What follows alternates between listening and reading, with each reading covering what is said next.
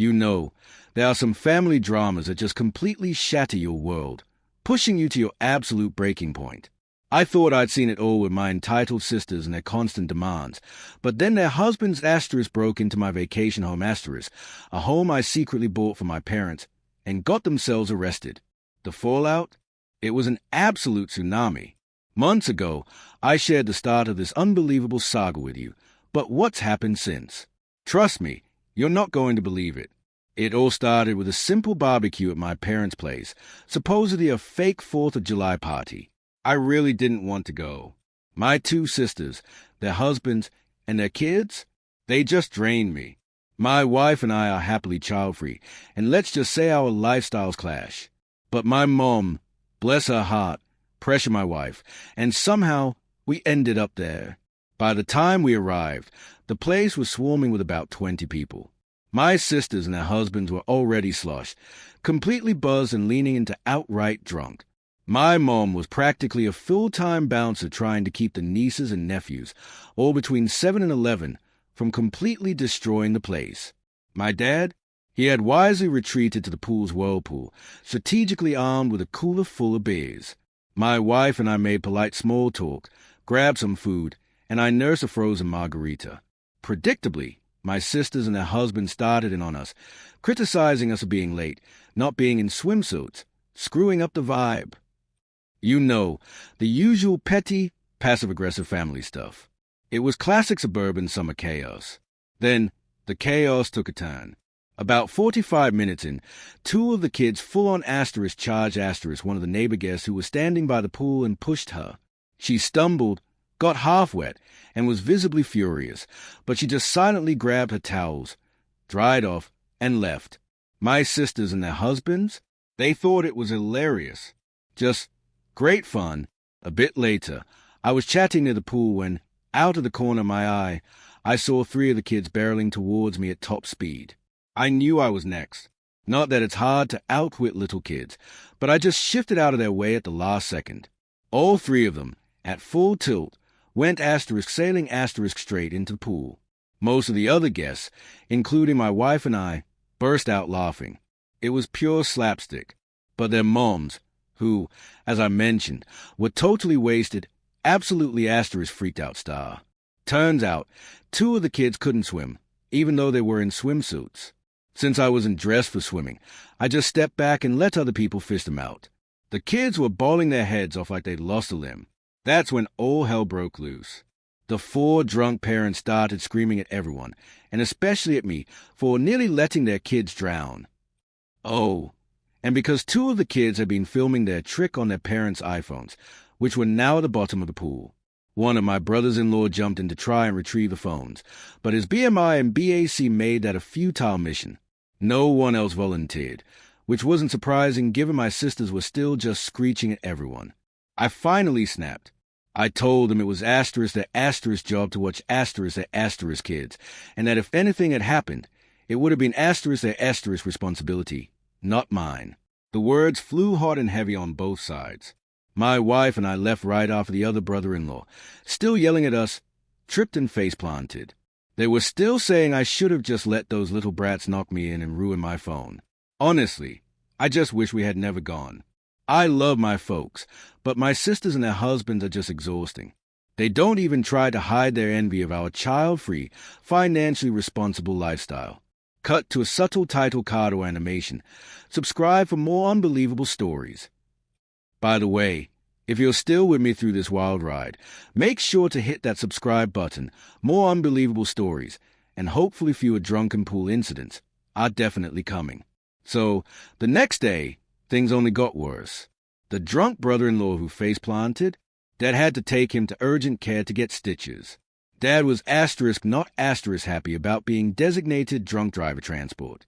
That evening, my sister started a group text, spewing really nasty crap.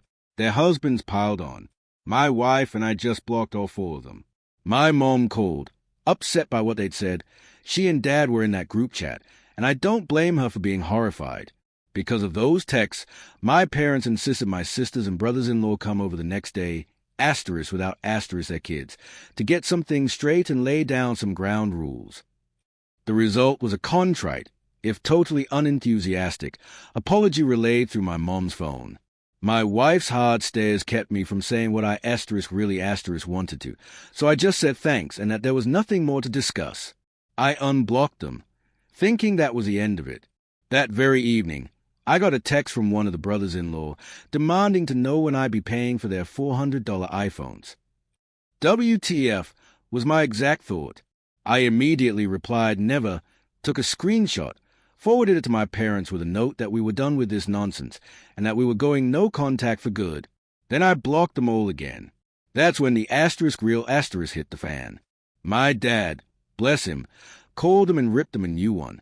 Among other things, he told them the grandkids weren't welcome at his place indefinitely, which was a huge blow since Mom regularly provides free babysitting.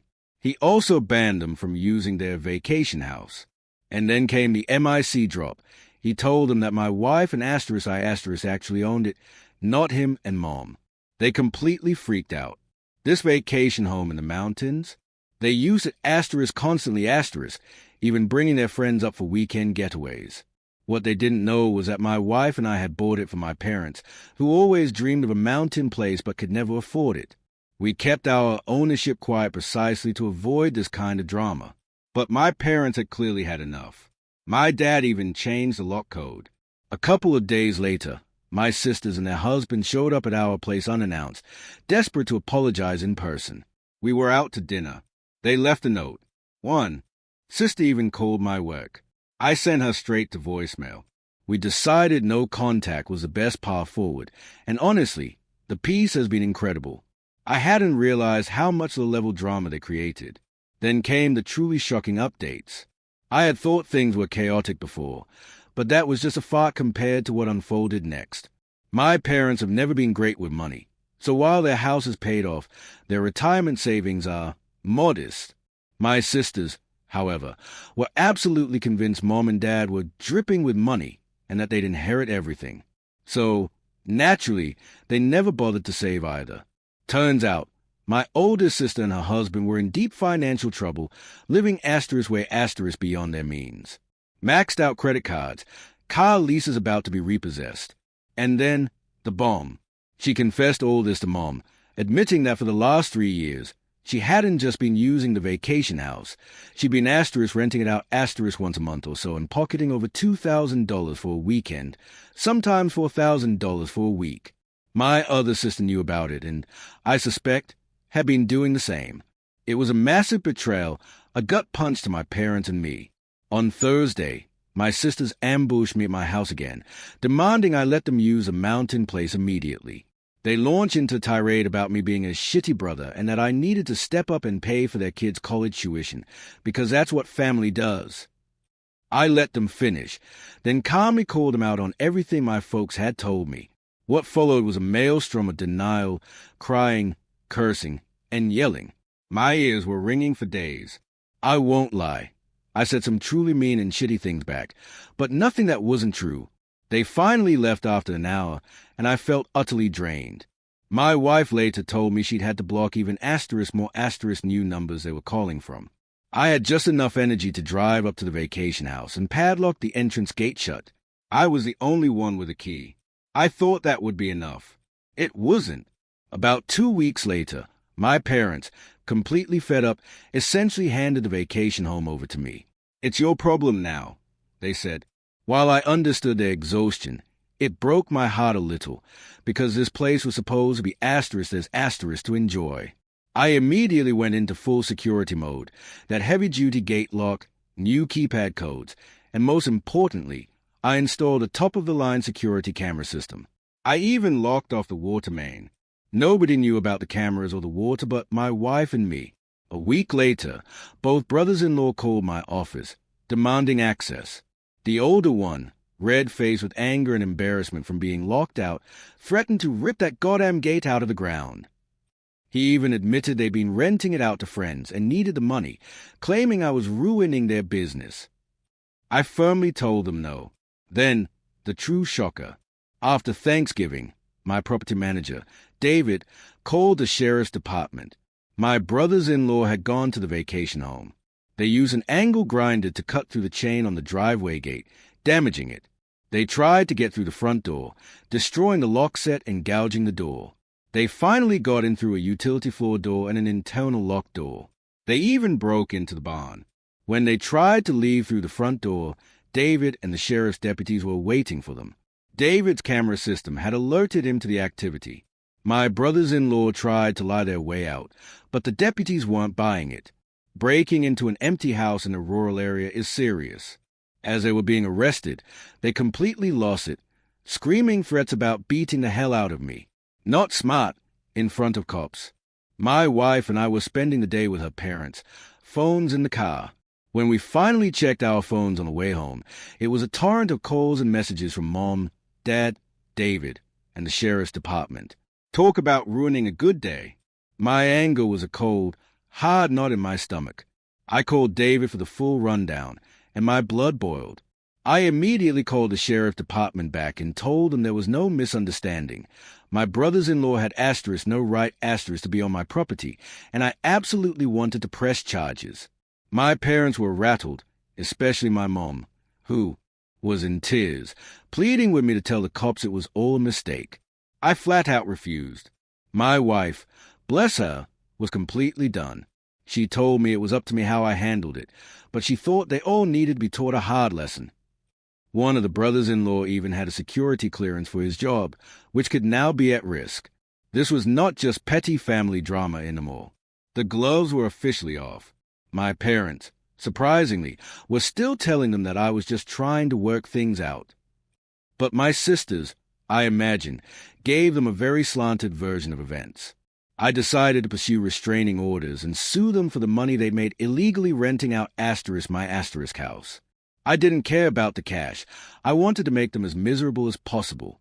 Then, just 5 days later, something completely unexpected happened.